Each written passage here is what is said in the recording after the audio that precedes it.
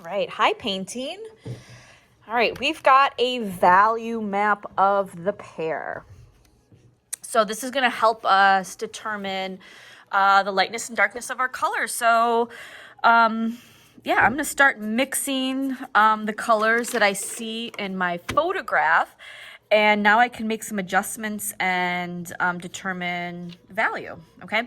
So you are gonna add another blue and another yellow to your palette. I think I've already given you a cerulean blue, which is that lighter blue. And then eventually you're gonna get this lighter yellow. This is cadmium yellow light or lemon yellow.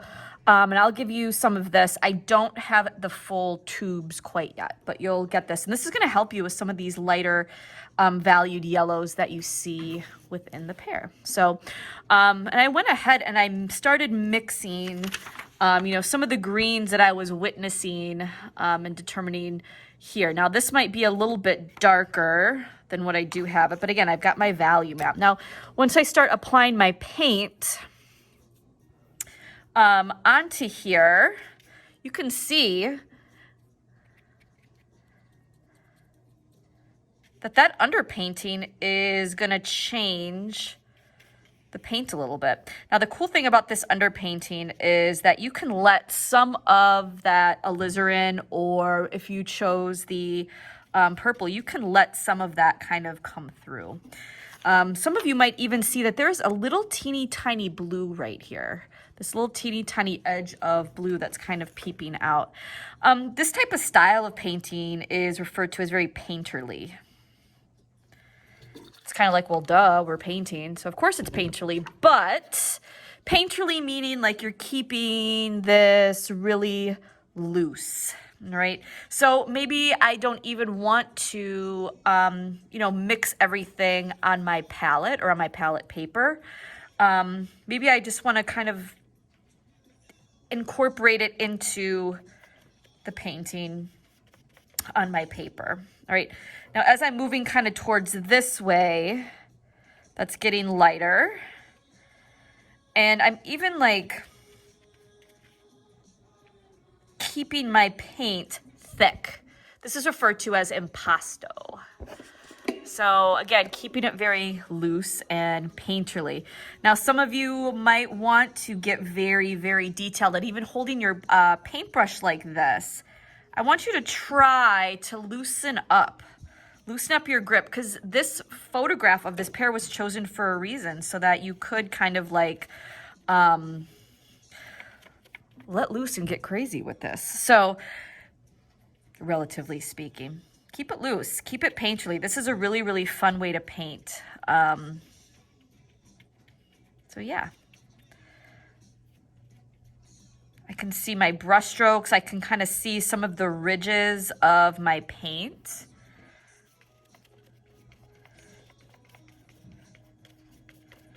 And again, this is just that light yellow and that blue. Maybe I want to let that dry a little bit.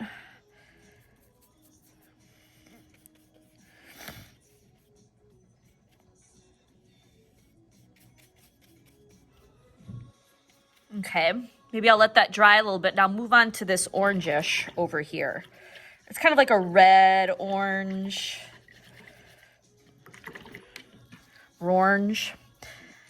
And I'm gonna use this darker yellow for that. Maybe a little bit of the cad orange, a little bit of my red. That might be a little bit too bright.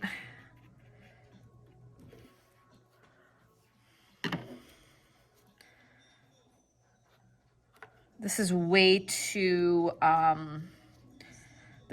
much of a tertiary orange.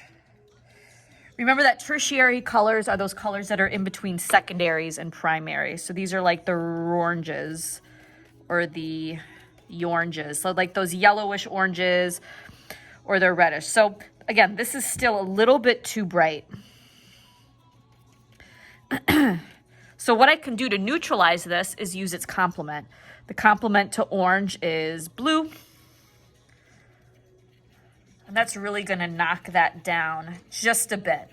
Little goes a long way. And I'm going to use this, my ultramarine blue. Not my cad blue, or I'm sorry, not my phthalo blue. Yep, and that seemed to do the trick. It really knocked that down. So don't forget what you already know about color. You have been in art foundations.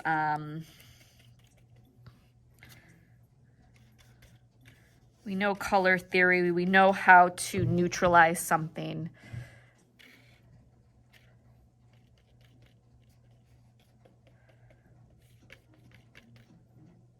All right. As I move up this pear, it's like lighter right there. And I kind of indicated that in my painting yesterday, my underpainting. I'm going to start off with a little hunk of white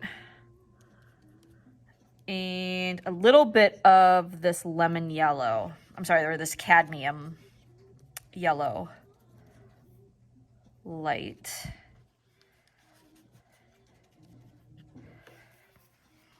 Something that I like to do if I have like a little bit of paint, if I have to mix up a little bit of it, is mix it up and put the little bit on my, scrape it up with my palette knife, and then just use that to bring that paint over from.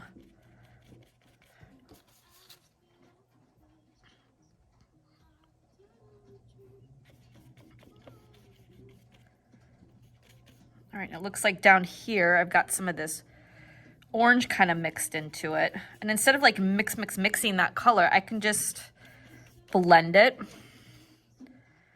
Again, my goal here is to keep it loosey-goosey.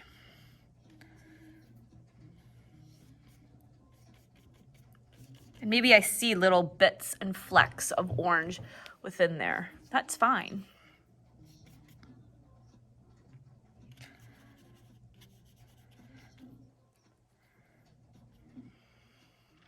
This highlight it is white, but it's not like straight out of the tube white. So I'm gonna tint this in the tiniest way with a little bit of cad yellow, medium.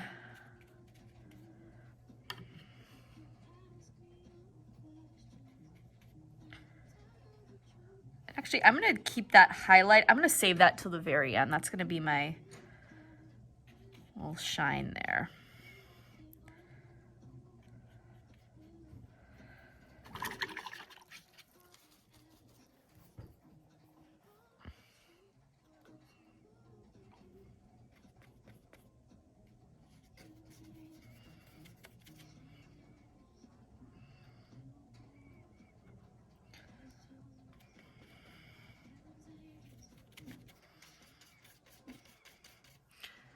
I gotta somehow cover up where I wrote down medium. There you go. Bye-bye, word.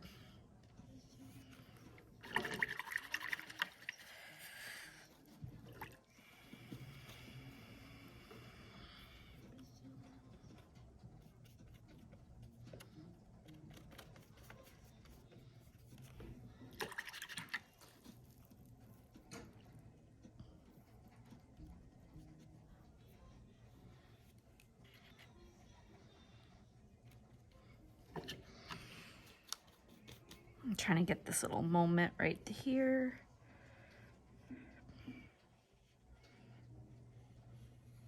Oh, yeah.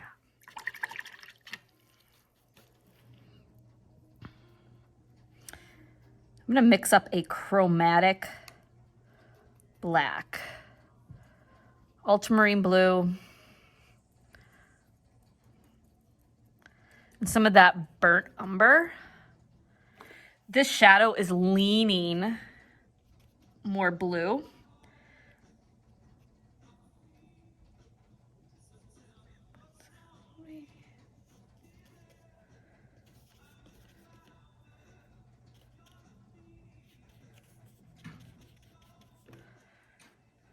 There's like a little swipe of yellow down there, but I don't want to mix it in too much. I just want to swipe it.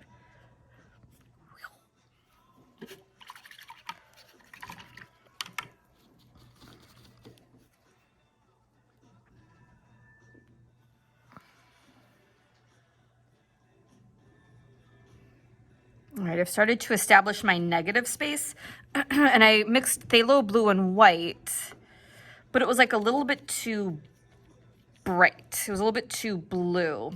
So I knocked it back with some orange.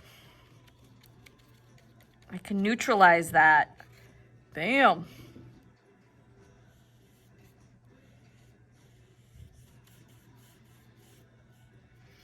All right, one thing that I'm gonna do is instead of painting up to the edge of the pear along the whole entire edge of that pear, I'm gonna leave some of that alizarin crimson peeping through.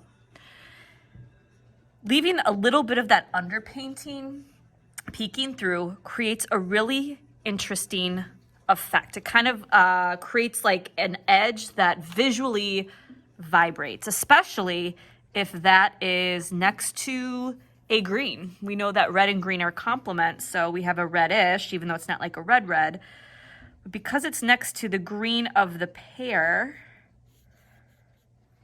it's gonna have a really interesting vibrating effect. It's like an active edge. It's cool looking, is basically the gist of that. And then down here, this edge, this little transition, this medium transition right here. Okay, and that's a little bit too white.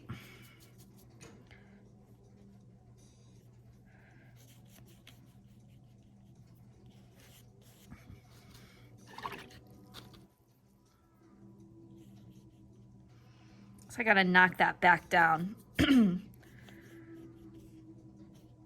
Some of my phthalo.